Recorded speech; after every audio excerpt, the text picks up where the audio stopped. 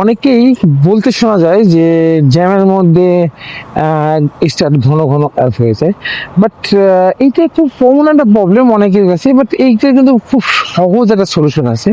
আমরা কিন্তু এই যে ধরেন এখন 4 গিয়ারে আছি আমি, এমন সময় সামনে জ্যাম পড়লো, আমি আস্তে করে স্লো করে দিলাম, তারপরে রাখলাম, কতক্ষণ দাঁড়িয়ে থাকলাম, কিন্তু স্টার্ট অফ হয়ে যেতেই পারে। তা সেই ক্ষেত্রে আমরা যদি 3 গিয়ার বা 4 গিয়ার যে গিয়ারই থাকুক না কেন, সাথে সাথে ওইটাকে ফার্স্ট গিয়ারে যদি নিয়ে আসি, ফার্স্ট গিয়ারে আপনারা সবাই ভালো মতোই জানেন ফার্স্ট গিয়ারে আলাদা একটা পাওয়ার কাজ করে।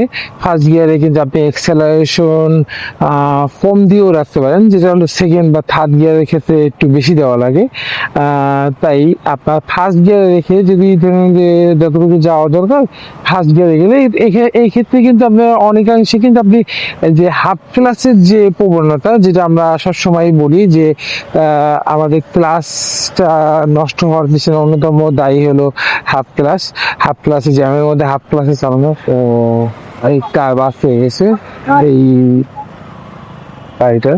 যাই হোক, হাফ ক্লাসের প্রবণতাটাও কিন্তু আমরা কিন্তু ফার্স্ট গিয়ারে যদি চালাই জ্যামের মধ্যে, তাহলে কিন্তু হাফ ক্লাসটা অনেকাংশে কমাতে পারবেন আপনি, এবং একটু দু একদিন অভ্যাস করলে আপনি কিন্তু হাফ ক্লাসটা একদম টোটালি কিন্তু, মানে টোটালি না হলেও আপনি 90% কিন্তু কমাই আনতে পারবেন, এবং সেক্ষেত্রে কিন্তু আপনার ক্লাস প্লেটটা কিন্তু এটা ভালো পারফরমেন্স দিবে এবং অনেক দিন টেকসই হবে।